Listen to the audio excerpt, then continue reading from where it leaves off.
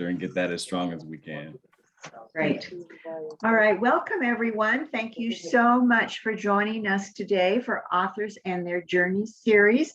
We are welcoming Aaron Phillip Clark today.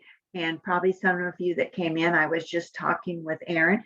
He teaches for UCLA Extension, Novel 1 and Mystery 1. And so he was saying that it's that first chapter that you write that's going to make or break your book. So for those of you that are writers in this group, please remember that as you write that first chapter. And that's actually what you can actually, I understand you send it to your publicist and that will help you sell the book. And some authors, I was talking to an author this week and she has written lots of other books, but she sold a book recently based on her first chapter, but she hadn't read the book. And so they want, so she's got to write the book really quickly now. Oh, so, wow. So that's a rare thing. That's yeah, great. That's a rare thing. So anyone, everyone that knows here, please mute yourself. If you could please put your questions in chat after Aaron talks about his writing journey and his book. He will answer questions for us today. Today's program is being recorded and it will be put on YouTube, Pasadena Library. We have live transcript and you need to set that up yourself at your computer. So the book, Under Color of Law, is the book that Aaron's talking about, but he's written several other books that he'll probably share with some information about with us. But let me tell you a little bit about Aaron. In addition to being a professor and, at UCLA Extension, he's a native Los Angeles, Californian. He's a novelist and a screenwriter. He's a self-described son of the city, and he takes pleasure in exploring the many facets of Los Angeles, and he likes hiking in the San Gabriel Mountains. So right now, the Pasadena Public Library is one of the libraries in the state of California that is partnering with California State Library Park Pass program, where people can get a free pass to come to the library, check it out, a free pass to go to over 200 California state parks and enter for free. Oh, wow. With their That's great. car and take 9 people in their car. So we're encouraging that. That's just unveiled at the beginning of April. So today, Aaron's talking about his most recent novel, Under Color of Law. It's inspired by his experiences in the LAPD, and it was published October 1, 2021, which is probably a little bit of a challenge always during this pandemic. You're not out doing author talk, so it's a very, very tricky to be able to do that. So Under Color of Law is the murder of a police recruit pins a Black Los Angeles Police Department, LAPD, detective in a deadly web, where race, corruption, violence, and cover-ups intersect in this relevant, razor-sharp novel of suspense. Black rookie cop Trevor Finnegan aspires to become a top-ranking officer in the LAPD and fix a broken department. It's a fast-track promotion to detective in the coveted robbery homicide division that puts him closer to achieving his goals. So welcome, Aaron, to talk with us about this very exciting book. This is the cover of his book that we have in the Pasadena Public Library for you to check out. And you can also go to Roman's Bookstore and purchase a copy. So welcome, Trevor. Aaron. That happens. Trevor. Well, I'm calling you Trevor because that's the person, that's the main character in your book. Yes. Do you ever feel like you become the main character in your book? You know, luckily no. Oh, luckily no. Okay. There's aspects of Trevor I would say that are maybe similar, to me, but for the most part, I can say that there's a nice distance there between me and Trevor, and I would say most of my characters as well. Okay, So, but later on, after you tell us about your book, we'll ask about your connection with LAPD too. Okay. So, okay, so welcome. Welcome. So a little bit about the novel. So it is a police thriller. And so, I wrote it, uh, really finished it, I would say, in about, well, in 2019-ish, around that time. But the novel is set in 2014. And so that was the time I actually was in the LAPD Police Academy. And so it is loosely inspired by some of the experiences and people that I met while in the academy. Ultimately, I didn't finish the academy due to an injury, but I grew up within a family of law enforcement. And so Under Color of Law is very much a love letter to Black law enforcement and Black police officers who I think face different challenges especially when dealing within the department and within the community. And there's issues of identity and race and issues of politics that are woven throughout the book that are very specific, I think, to Los Angeles, but can also be applied to other cities as well. And so, I think writing this book in some ways was cathartic. Also, because having gone through the academy, and for a long time, I didn't even want to write a cop novel. I stayed away from cop novels for a while, simply because I think there are so many cop novels that I wasn't sure I needed to add another. There's a plethora of police thrillers and serial killer novels and all types of things that are out there. And I just kind of felt like for a long time, I didn't want to add to that. But I told myself that if I was going to write a cop novel, that I would write one that rang true to the experiences of the police officers that I saw that I had within my life. And so I wanted to do something very authentic and specific to the experience of Black police officers. And so that was very much the driving force. And I also wanted to, within the book, focus and kind of spotlight an aspect of the police department that people rarely see, which is the police academy. And so most of the time when it comes to a lot of cop novels, well, it opens with someone they've already graduated, they're well into their career, and we don't get to see kind of the behind the scenes, and we don't get to see what they went through or little glimpses of what they went through. With the exception of Joseph Wamba, the new Centurions, that really centers on three officers and it kind of shows them going through the academy, and then they ultimately get sworn, and then they all kind of diverge on the different paths within 1965. But with the exception of that, I hadn't read many novels that even hinted at the difficulties in the academy, with the exception of maybe one or two scenes. And so this novel was really built around what happens in the academy and uses it as kind of a springboard, because the victim in this novel is an academy recruit. And so, we don't get to see the victim. I didn't want to put flashbacks or change the POV within the book. I mean, some people had said, oh, you can do that. And maybe that would make it, add a different dynamic to it. But I think it was important to have Brandon Soledad, who is ultimately the victim in the book, to almost be like a ghost throughout the chapters and kind of haunt my main detective, or my main character, Detective Trevor Finnegan, and haunt him throughout his own process of investigation and cause him to reflect on his life in a way that he hadn't previously done, because the similarities between he and Brandon are so great that in some ways he sees himself as potentially having been in Brandon's shoes. What happens to Brandon could have happened to him. And so through investigation, we kind of peel back those layers of Trevor, and we get a very raw nerve. We get a character who has quite a bit of baggage.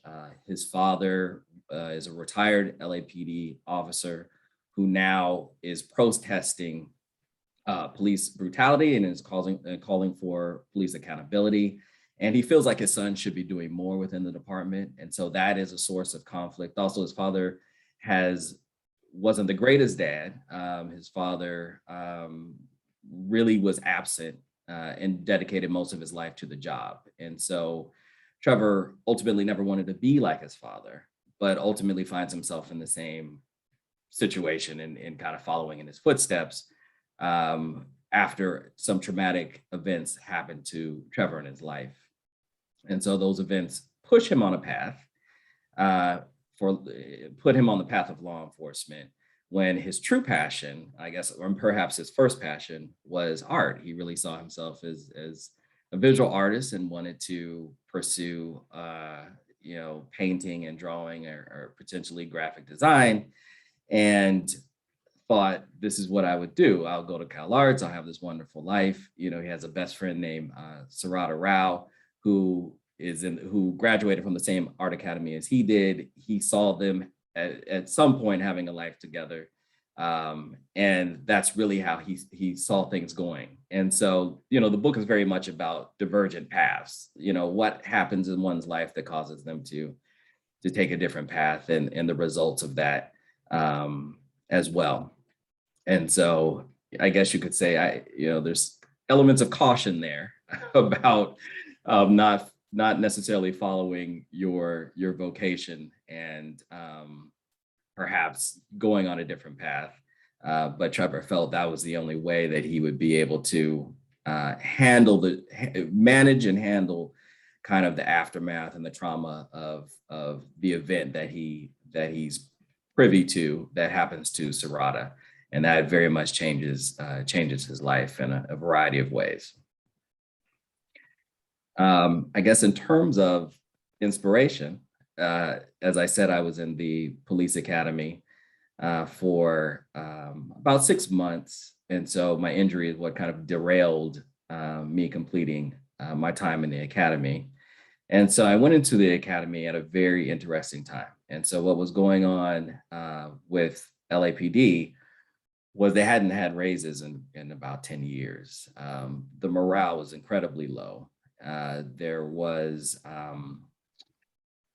quite a bit.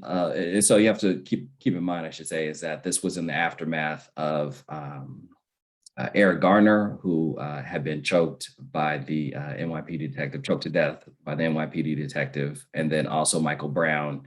I went in shortly after, yes, those two killings. And so it was interesting because within the academy, no one really wanted to talk about these things, though the educator part of me felt like that was the right place to have those discussions. But everyone kind of saw that as being political.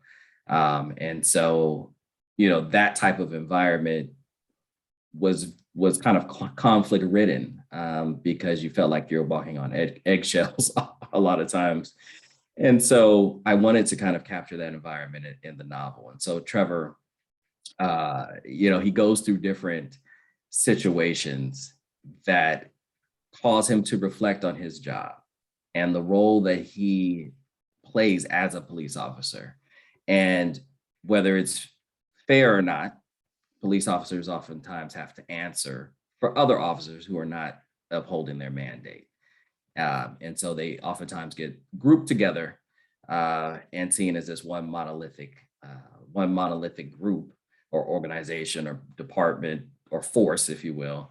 But that's not really accurate to most police officers and how they live their lives.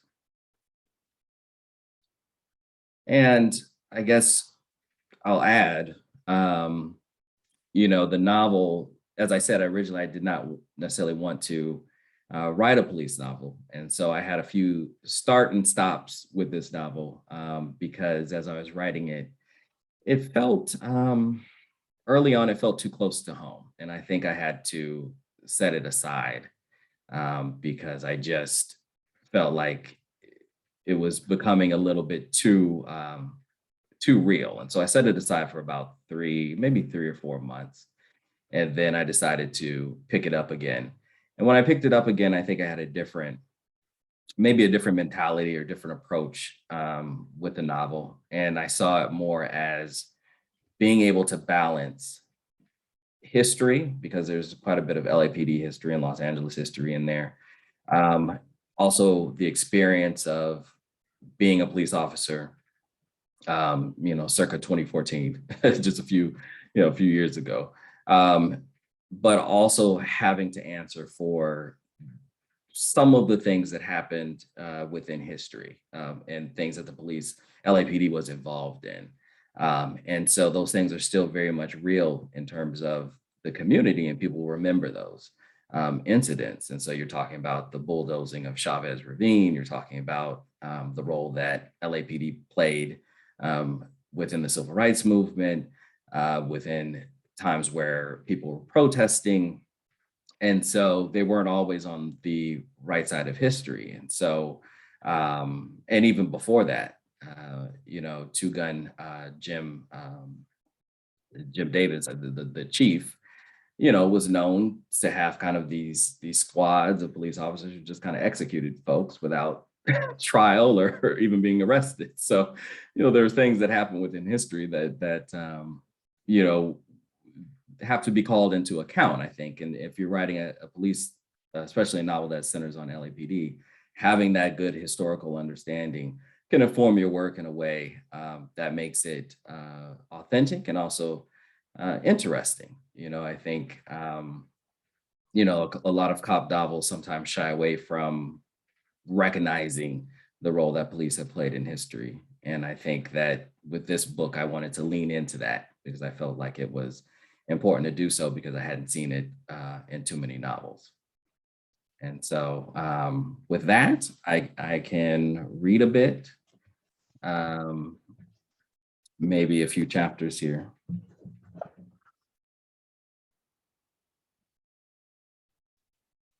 All right, and so this is actually chapter 2. And in this instance, Trevor has already found, he's already gone to the crime scene. So he's already found Brandon Soledad's remains, and they're beginning, this is very the early stages of them beginning the investigation. Trevor is actually in a situation that's interesting and very rare, but he is put on the case solo. Now he's put on the case solo for some political reasons, which kind of unfold within the book, but he's only a detective 2. He's not a detective 3. And so he's put on this case and he's kind of working it alone. And in lack of a better term, he's a rookie detective, though he has experience. This is really the biggest murder case he's ever had. And so he's having to figure out his way through this because his partner is on maternity leave and he hasn't been given a kind of a substitute partner because they kind of want him to handle this case and they want him to be a bit of a poster boy as they're kind of having to contend with a lot of the protests and a lot of the civil unrest that's happening. And so they decide Trevor will be a good face for this case. Before getting on the freeway, I stop at a coffee shop and buy a pastry and a cold brew. Given the hour, I anticipate the traffic on the 110 going east toward West Covina to be horrendous. Most Angelenos abhor traffic, but I've grown used to it. The price of life in the city. I use the time to think and process particulars in cases, the major questions, like what Brandon Soledad was involved in. Who did he cross? Why the hell was he nude? I slam on my brakes to avoid rear-ending a minivan that stops short. Damn it, idiots. Can nobody drive in this city? Pop was right.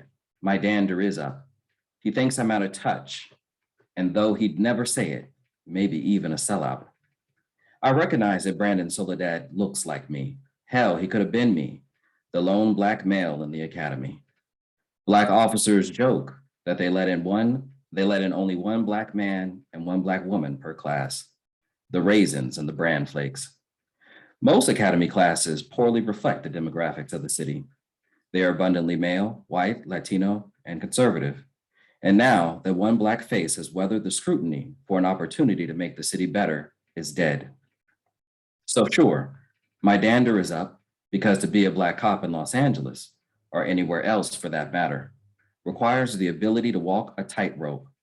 And the moment you miss a step, stumble, or go crashing below, you become another example of why Blacks don't belong in the ranks.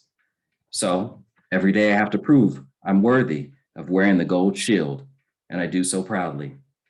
I have no shame in the badge. It means something. And sure, it gives me more confidence when driving at night or jogging in the early morning, wearing a hoodie through a white neighborhood. It can be satisfying to pull out the badge and watch the faces of those who question my presence go from authoritative sneers to hopeless confusion. The badge lets them know I belong to something stronger than their racism and prejudice, which can be hidden behind their liberal sensibilities. As my father likes to say, there are no liberals in LA, just white folks and whiter folk, and both will call the police on you when they see you in their neighborhoods. It's after 4 p.m. when I arrive at the Soledad residence in West Covina. The house is an older 2-story bungalow in a gated community. I had no trouble getting through the gate, but the attendant looked worried when I told him where I was going. It's possible he knows it's possible he knows the family or was a friend of Brandon's. I step onto the porch. 2 rocking chairs sit abandoned, squeaking in a gentle wind. Death has followed me from Altadena. I'm its messenger.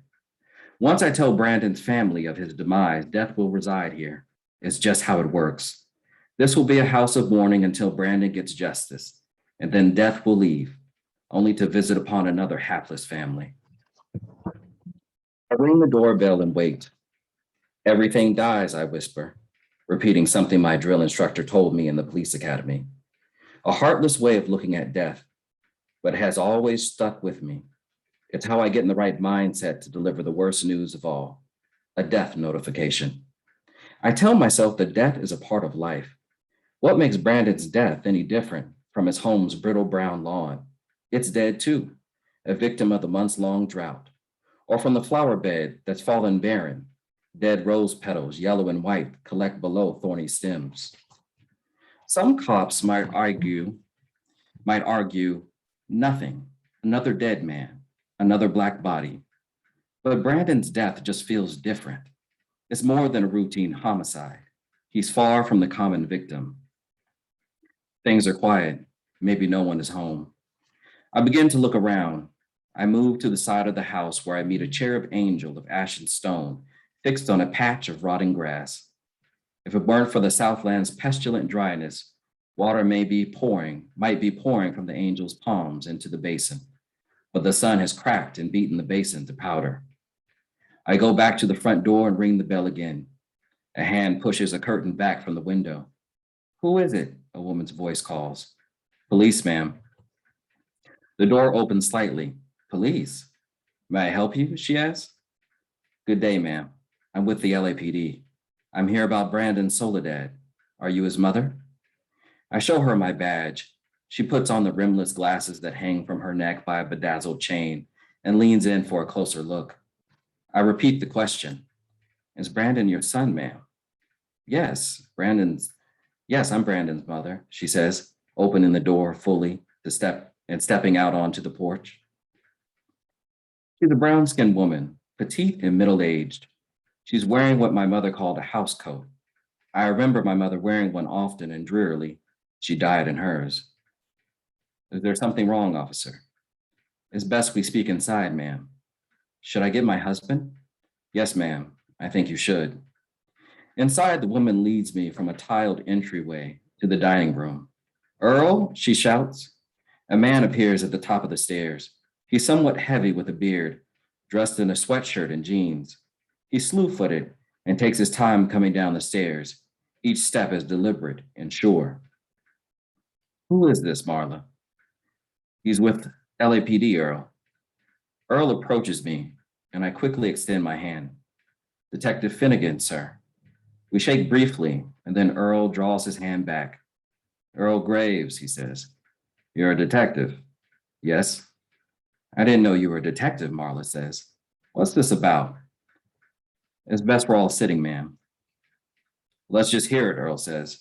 If you're going to tell me what I think you're going to tell me, it ain't going to make a difference who's sitting or standing. So come on, out with it. Earl, what are you saying? Marla asks. They're probably kicking Brandon out of the academy. He's done something, hasn't he? Earl speaks the way my father would, presuming the worst, thinking it had to have been something his son did to cause me to show up at his door. No, sir, I say. I look to Marla, knowing the next words might break her. I regret to inform you that we found your son's body this morning. Marla takes her husband's arm to steady herself. Oh, Lord, she says. Lord, please, no. What do you mean found? Earl asks. His body was discovered in Altadena this morning off a hiking trail. Earl sits down in a tan leather recliner, leaving Marla to lean on the chair's headrest, sobbing. Brandon wasn't a hiker, Earl says, his arms across his chest, hands shoved upwards in his pits, shrugging his shoulders as if a cold draft has chilled him. We don't believe he was hiking, sir. His body may have been put there. You saying he was murdered? It's a possibility, but we can't say for sure until the autopsy results come in. That can't be right, Marla says. None of this sounds right. I think you all have the wrong person. Brandon is one of you. You're supposed to be looking after him now. We recognize he was a recruit, Mrs. Graves, and we're trying to understand what might have happened.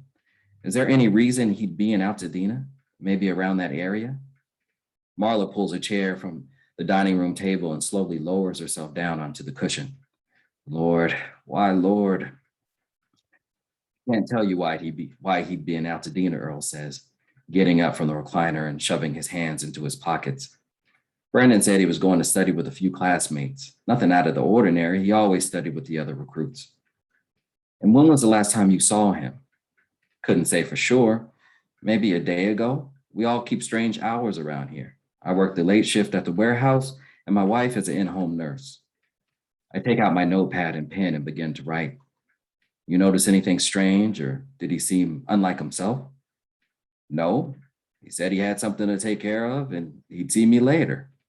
And you, ma'am, I say, looking to Marla. When did you see him last?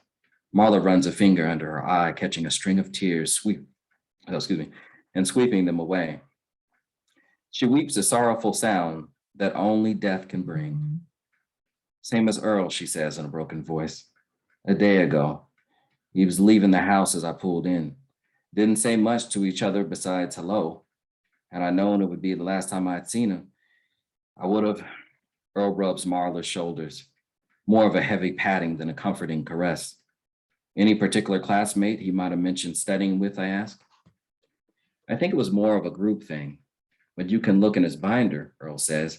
He usually wrote his schedule in there. Thank you. Can I see Brandon's room? I follow Earl upstairs to Brandon's room, a small space left of the staircase. The door is slightly ajar, might be a little messy. Brandon was never one to keep his room straight. His car, on the other hand, meticulous. That's something they forced them to do in the academy? Keep their cars clean? Yes, sir. There are random checks to make sure their vehicles are in order. I knew it, Earl says with the exuberance of guessing the right answer while watching a game show on TV. It's these odd moments, outbursts, and exchanges that mark the beginning of it. Coming to terms with a dead loved one. A clean car? That's what this poor man is thinking about? Yes, because it's better than thinking about Brandon taking his last breath and his body rotting in the woods. This may take some time, I say. Okay, Earl says. We'll be downstairs. Before you go, can I ask another question? It might be a little personal. Go ahead. Were you and Brandon close? As close as we could be, given the history. Brandon was my stepson. Marla had him from a previous relationship. We started living together when Brandon was going into high school. How was that transition for him? It was tough, but he adjusted. And his biological father? Marla doesn't talk much about him, but I know Brandon tried to find him once. The guy was in and out of rehab. Last I heard, he was living somewhere on Skid Row. Marla said he wasn't worth a penny with a hole in it. Of course, not knowing his daddy was hard on Brandon, and we just couldn't connect the way I had hoped. You know his father's name? Ishmael Soledad. Earl pauses, rubbing his head. Y'all gonna tell him his son is dead? That's if you can find him. I'll make every effort to try, I say, reaching into my pocket and taking out a business card. I wish I could offer more, like assurance that I'll find who killed Brandon. But the LAPD advises against such claims because nothing is guaranteed. Here's my card in case you think of anything that might be helpful. I hand Earl my business card. He looks it over, running his finger across the raised ink. How cool would it have been if Brandon had one of these? Detective Brandon Soledad. Has a nice ring to it, huh? I nod. Yes, sir, it does. Earl's eyes begin to well. He quickly turns before a tear can fall and walks downstairs. I enter Brandon's room. It's typical of a young man his age. There's a small flat screen TV with a video game console on the stand, copies of Hot Rod and police-related magazines, and video games stacked like a tower on his dresser. There's a bookshelf with framed photos, trophies, and plaques commemorating his achievements in football and track and field. His framed high school diploma hangs on the wall, along with posters of hip-hop artists, pop stars, and brown-skinned models clad in bikinis, stretched out on white sand beaches. On a desk is a laptop and books about law enforcement and LAPD history. Next to the laptop is his academy binder. I flip through. Inside is the schedule planner Earl mentioned. I turn a few pages and see the name Marlena Sanchez circled with the word study session written next to it. Sanchez may be a fellow recruit, but I won't be sure until I get a class list. Brandon's Smurf uniform is in the closet, a sky blue military press collared shirt and navy trousers, still wrapped in clear plastic from the dry cleaner. The Smurf is for training and helps recruits get in the habit of caring for their uniforms once they graduate and are sworn in. My eye catches a few photos pinned to a message board above the desk. I remove a photo of a young Brandon and a man who might be his father, standing in front of a house. I look at the back of the photo. There, written in blue ink, Westchester, California, 1998, me and Daddy. I look around the room a few more minutes before leaving with the binder. Downstairs, Earl is comforting Marla over tea. You get what you need, he asks. Yes. You mind if I take this, I ask, holding up the binder. No, we don't mind. If it helps you catch the bastard that did this to our son. Ma'am, I say. Marla looks up, eyes seared red. How long did you live in Westchester? I saw a photo upstairs of a house. Yes, I lived there for about 15 years with Brandon's father. That was before the alcohol and drugs got the best of him, and I had to kick him out. We moved here when Earl and I got married 2 years ago. Did Brandon always want to be a police officer? He talked about it, the way boys do sometimes. Either it was joining the police or fire department. I guess he got serious about it around 8th grade, about the time he started playing football. Thank you, ma'am. I'm very sorry for your loss. You'll need to come down to the coroner's office to make an identification. They will call to schedule a time to view the body. I wait. Wait, Earl says. Y'all ain't even sure it's Brandon? We're sure, sir. It's more of a formality. Someone from the department will be in touch to provide resources and information about brief services. If you need anything, please don't hesitate to contact me. You have my card. I'll see myself out. Detective, Marla says, you're going to find out what happened to our son, no matter what, right? I know enough about police work to know these things don't always get solved, and we need him to matter to you. Yes, ma'am, I say with affirmation. I will do everything I can to find out what happened to Brandon and those responsible. Marla exhales softly to a sigh, and I consider how much faith she's putting in me. I leave the house and get into the Mustang. My head is warm, swirling, and there's an intense pressure at the bridge of my nose and the base of my neck, a squeezing, burning pressure. Anger like this can be blinding. I need to stay focused, keep it textbook, as Pop said, let the evidence lead. I drive back the way I came. It's never easy providing a death notification, no matter how many times I do it. It's the one thing I genuinely hate about the job, but it's unavoidable. Whether by homicide, car accident, suicide, or any other means, when people die, There's always some officer who has to shelve their humanity, fight the urge to cry with their loved ones, and tell them the person they loved isn't coming home, ever. It only makes sense that police officers drink to intoxication, have a slew of mistresses, or take up race car driving or amateur boxing. All those bottled up feelings have to be worked out some kind of way.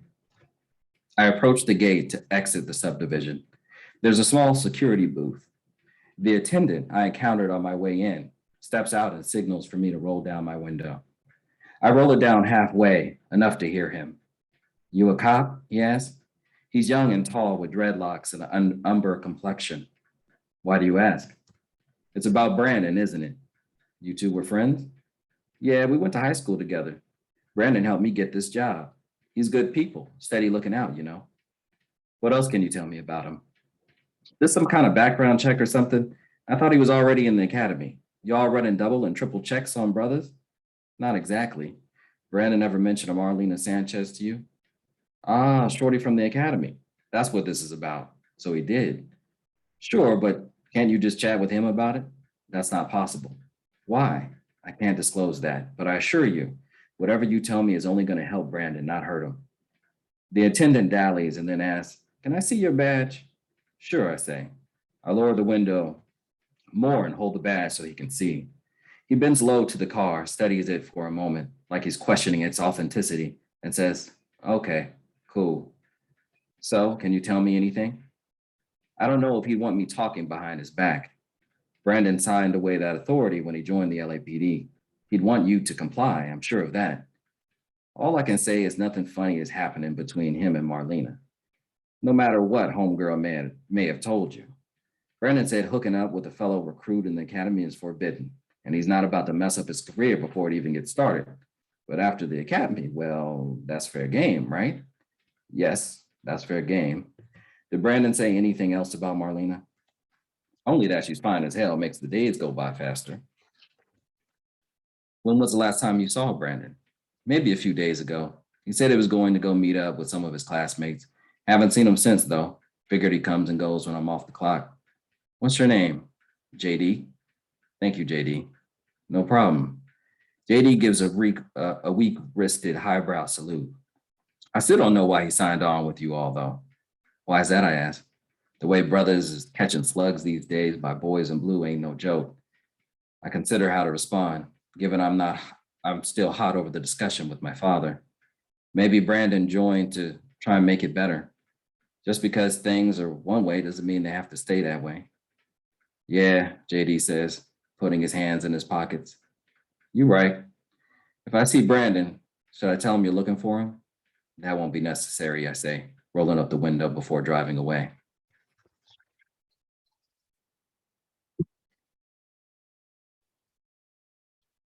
All right, so that was a little bit of chapter 2. And so ultimately Trevor goes on to look for Brandon's biological father, Ishmael Soledad, who is living on Skid Row. And so ultimately that encounter yields some changes in the case for Trevor, and also creates a new kind of level of conflict as well. All right. So should we move on to questions or? Yes, we certainly. Thank you very much for reading that to us. It really makes you want to read to the end of the book and know exactly what happens. You're a very good descriptive writer. Very, thank you. Very, very, very good. So I can see how you teach mystery on mystery one. Now you said that you taught novel 1. So you've also written The Science of Paul and A Healthy Fear of Man, and they're really modern noir classics, which is very different. So you wrote those before you did this one while you were thinking about writing this one. Is that correct? Yeah, so actually, The Science of Paul was the first novel I wrote. And so that was the thesis for my MFA program. And I was fortunate enough to get a contract, a publishing contract before submitting the book for my degree. And so, ultimately I submitted it, and the book was I got my degree and the book was published, and it launched kind of my that's kind of the first series. It was a short series. It's just a 2-book series that centers on Paul Little, who is a ex-con, and the book centers on him. And I guess in some ways he might even be similar to Trevor in the sense that he has this complicated backstory where he's trying to make up for some of the negative things that he did. But in his life, he was a bit of a lush, and he ultimately drinks and drives, and it results in a fatality, and he's sent to prison. And so he gets out and takes up a life with a woman in Philadelphia, and he just doesn't feel prison had such a traumatic impact on him that he doesn't feel like he fits in the world anymore. And so he gets word of his grandfather's death, and his grandfather has left him a plot of land in North Carolina. And Paul is convinced that if he could just get to that land and live kind of this isolated life, that he will just be better. It would be better for him, and he won't necessarily have to interact with people. It's very existential. And so, he just wants to almost start a little garden there, and he thinks that it could be a little paradise for him. And so he unfortunately has no resources. He doesn't have much money. So he decides to leave the woman that he's living with, and kind of has a breakup with her, and says, this was never really going to work. I'm essentially just too flawed, too damaged, and I should leave. And so, he does, and he sets out to try and find easy money so he can get a bus ticket to North Carolina. And in doing so, he links up with this kind of petty thief, and he pawns a job. Before that, Paul is given this job by a businessman who simply calls himself a businessman. We don't really know exactly what his business is, but he gives Paul a very small job. He gives him a couple $100 and says there's more if he does this particular job, which is nothing more than picking up an envelope. And so Paul has reservations about it because he feels like it's some kind of setup. So he pawns this job off on this petty thief, and the petty thief ends up getting murdered. And so Paul has great guilt, believing that he potentially may have caused this man to die, and decides that he is going to stick around Philadelphia to find out what really happened to him. And so in doing so, he encounters a lot of conflict, many roadblocks, and while he starts with money, by the end of it, he has none. So he, it's very, I would say it's very classic noir in that way, where he finds himself completely down on his luck, and even in the crosshairs of police, and in the crosshairs of a very volatile gangster who may be the one responsible for killing the petty thief. And so Paul is very much the odd man out within the city of Philadelphia, and people want to know exactly who he is and why, and what potential involvement he has in the death of this petty thief. And so that was the first book that I wrote. And so, and the second one after that was a sequel to that novel, and Paul ultimately ends up in North Carolina. He gets there, but he also finds himself in more trouble. So it just, it's classic noir. So he is able to live on his own, and has this. It's not the greatest life, because where he's living it's very rural, and where he's living, there's no hot water, and he doesn't want to get any of any of those things fixed, and he kind of just wants to live on his own. How he kind of finds the house, and the house is not in the greatest shape, but he befriends a young girl, and ultimately the young girl disappears and is later found, unfortunately dead. And so they look at the local sheriff looks to Paul, believing he had something to do with it, and so Paul has to clear his name. and he uses the help of a friend of his grandfather's, who steps in and wants to assist, and help Paul basically stay out of jail. And the town is somewhat crooked, and they're basically hanging on by a very thin thread. And they are there's an election taking place, and there's also part of that election is them trying to lobby to get a prison built in the county, because that prison is going to bring jobs. But to do that, they have to create a crisis. And so that's what they're in the process of doing, is creating a drug crisis so that they can get this prison built. And so Paul finds himself kind of enmeshed in that whole kind of conspiracy. But all he really wants to do is find out who killed the little girl, and who was his really only friend there, on that land. And so that was the second book. And then the third book I wrote is called The Furious Way. And that book is a standalone novel. It's not a part of a series, but it centers on a aging gangster who is living in San Pedro, and a teenage girl who wants to know what it's like and learn how to be an assassin, essentially, because he was a hitman, decides that she's going to seek him out. And so she knocks on his door, and he's approximately in his 80s. And she says, "I'll pay you if you teach me everything you know about killing people," essentially. And so the novel is very much, though, it's very much about gentrification and a changing landscape in LA.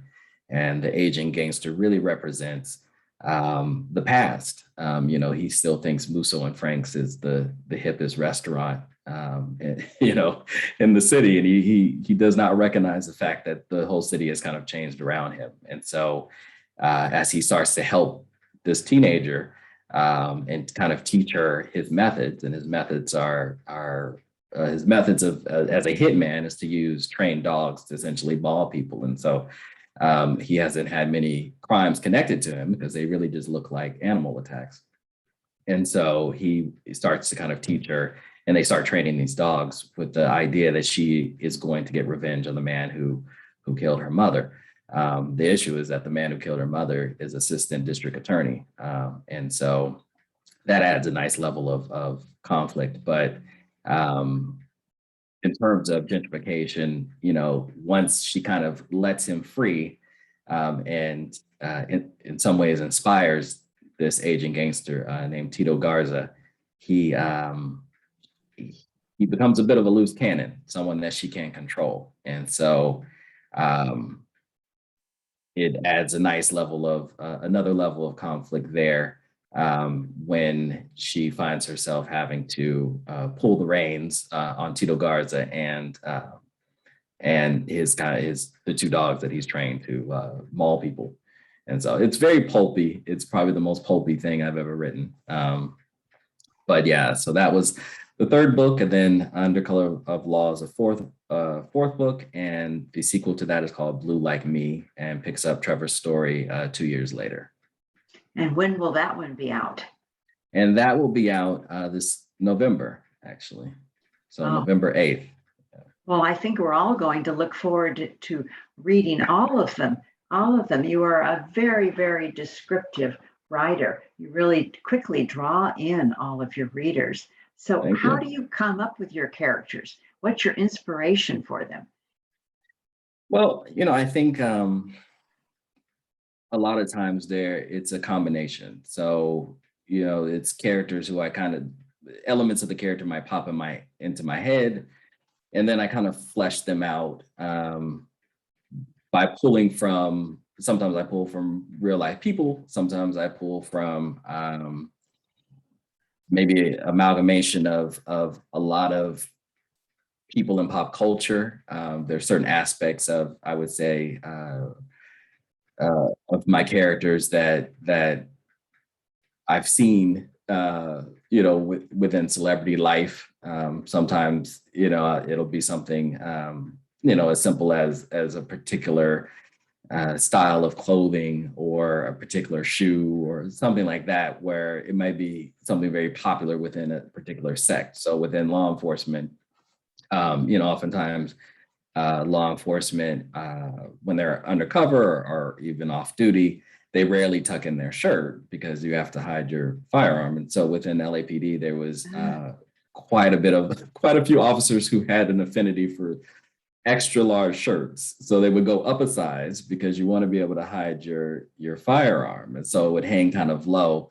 And they all kind of dressed the same. And I thought that was just so interesting. And so that when I was formulating Trevor's father in that character, that's kind of how I saw him dressing, kind of the collar shirt, pressed, but too big, where it almost swallows him up, so that he can hide his firearm.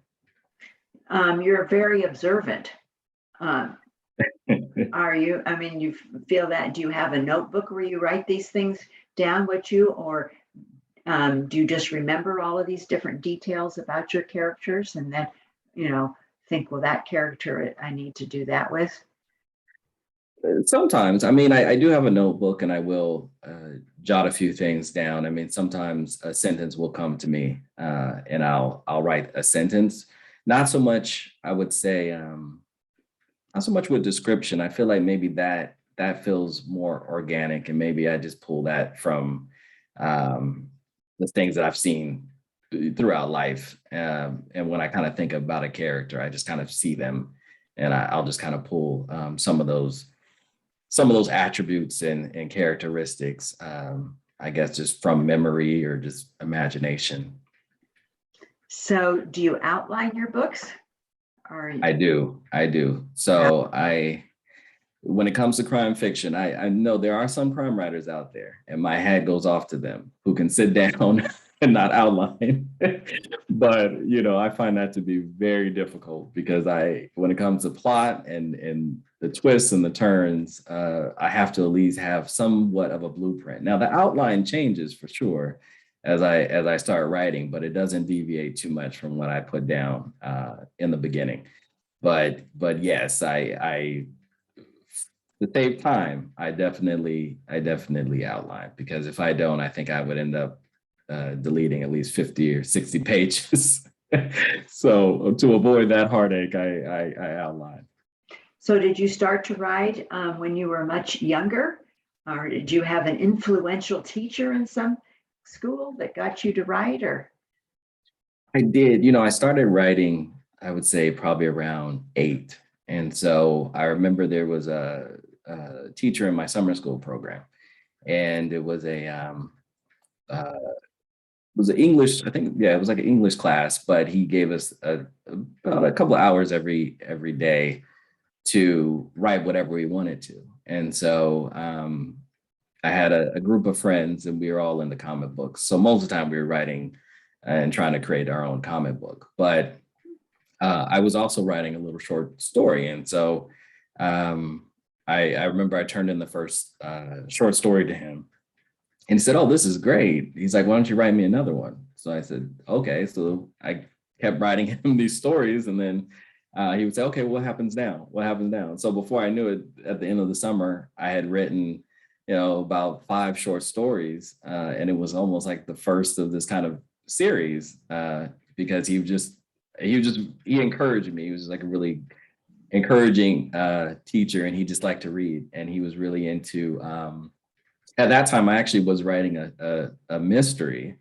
I didn't know it was a mystery because I was 8, but it was just a mystery about a kid who was trying to find, I believe he was trying to find a bike, his lost bike, and it was something real, kind of simple. But there was this whole array of characters that he encountered, and he had to kind of figure out the motivation why someone would take his bike. And the whole twist was that in his bike, he had a little pouch.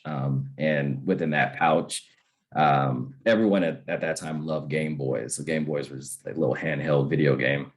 And so he had a Game Boy, and no one else on his block had it, and someone knew he had it in the pouch. And so that was the twist at the end of the last story. And so, that that was kind of, once he figured out the motivation, he was able to figure out who took his bike, and then he's able to recover it, and then he got his Game Boy back. Very, very, very creative, very creative. So then that led you from age 8 to where you are now. And so then you said you had to write a book for to graduate. Yes. So for Now, my where did you graduate from what and in what? Sure. So I graduated from Otis College of Art and Design from the MFA program in fiction there.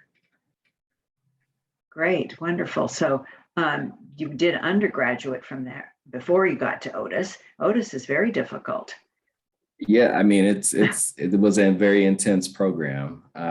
Yes, I mean, my undergraduate degree was in writing for film and TV. And so for a long time, I wanted to focus kind of solely on screenwriting. And so once I graduated, I got a little bit disenchanted with screenwriting and maybe the film industry as a whole. And I realized that if I wanted to tell the stories I wanted to tell, that the best chance to do that was to pursue fiction.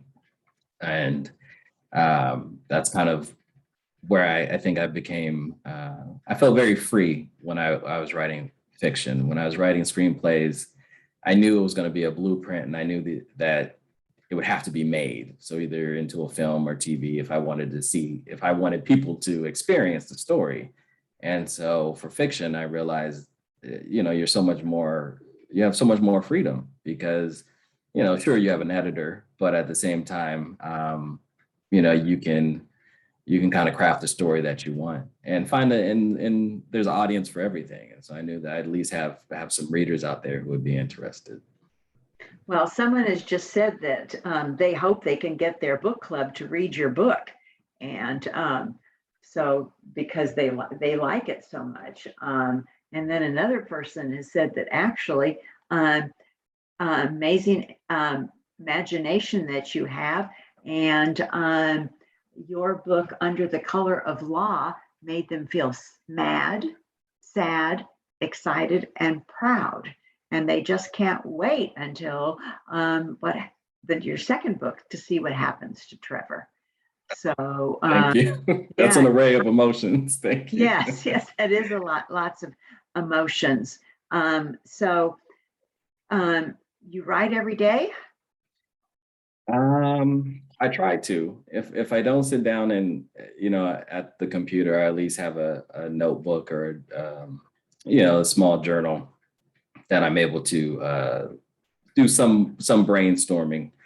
But I think to say write every day is probably tough for most writers. I know there's some people who can do it, but I figure it's a successful day creative wise if I can at least think about a story and I can work something out.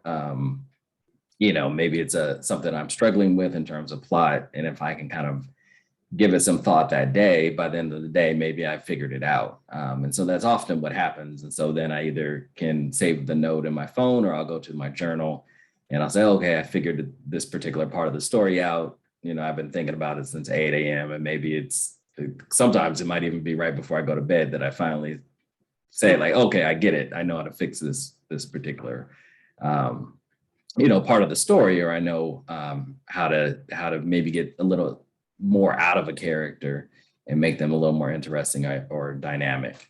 And so I consider that to be writing too. I mean, even if I'm not necessarily sitting down and typing, I think that is as much of writing, as much a part of writing as sitting down. I'll say that. So, well, I can see how everybody must sign up for your classes so that they hope to be able to be as creative and imaginative as you. So do you teach both novel and mystery at the same time? So no, one or the other? One or the other. So I alternate. The novel one class is we jump around genre wise, and I try and expose the students to a nice kind of a plethora of novels in terms of that I find are very successful within that particular genre. But I encourage them to look outside of genres that they're writing in, because I think you can learn a lot from other genres, even if you may find yourself saying, well, I'm writing a literary novel. Well, there's plenty of literary novels that borrow from crime fiction or have some element of mystery or crime within them. And so I often use the example of The Goldfinch, which is kind of hailed as being this very literary novel, but at the heart of it is, it has a bit of crime there, it has a mystery there. Yeah, a lot of crime. Yeah. And so I always tell them, I say, the genre distinctions, that's really more for publishing. As readers, we should just be open to good stories, no matter what the genre may be. Yeah, well, you're a wonderful writer, and we'll all look forward to reading the sequel and learn more about Trevor. So I thank you very much for being part of our Authors and Their Journey series at the Pasadena Public Library. And good luck. And do you think one of your books are going to be made into a movie? You know what? We're working on Under Color of Law being adapted for television. So the screenplay is written, and but did you write the screenplay? I did. Oh, you did? I did. That's exciting to be able to do it, write your own screenplay from your book. Yeah, I told myself, I said, well, I went to school for it, so I should at least be able to. Well, congratulations. That's very nice. That's very rewarding. Very rewarding. So when might we see that on TV? Because then we can say, well, we met Aaron. We know Aaron. Hopefully in a few years, in a few years. So we're definitely in the early stages, but it's coming together nicely. And so when you did the screenplay, did you think of who you wanted to play your characters? I did. I struggled a little bit because you see your characters at one way in your head. And so it's hard to kind of find, an actor who fits that. But I did for a few characters, but for Trevor, I still struggle. I just don't know, who could kind of embody his complicated life. But and maybe there's a new actor out there that we don't all know that this is going to make him famous. It's possible. I believe in undiscovered talent. There's definitely someone out there. My last question is, would you ever be in your own movie? Would you play Trevor? No, I'm not much of an actor. I think if anything, I might pull off Michael Connelly and just kind of walk through the scene. Walk through the scene. Well, that would be fun. that would be very fun for you. Very works fun. For me. Well, thank you very, very much for participating in Authors and Their Journeys at the Pasadena. Well, thank you for having me. This has been great. And we'll look forward to your sequel, to Under the Color of Law, and to your other books. So congratulations. Yes, thank you. The sequel is called Blue Like Me. And Blue Like Me. Okay. Yes, that'll be out November 8th. Yep. Well, we'll get that at the library. And remember, everyone, you can check out Aaron's books at the Pasadena Public Library, and you can also purchase them at Vroman's Bookstore. So thank you all. Bye-bye. Thank you. Good night. Good night. Bye.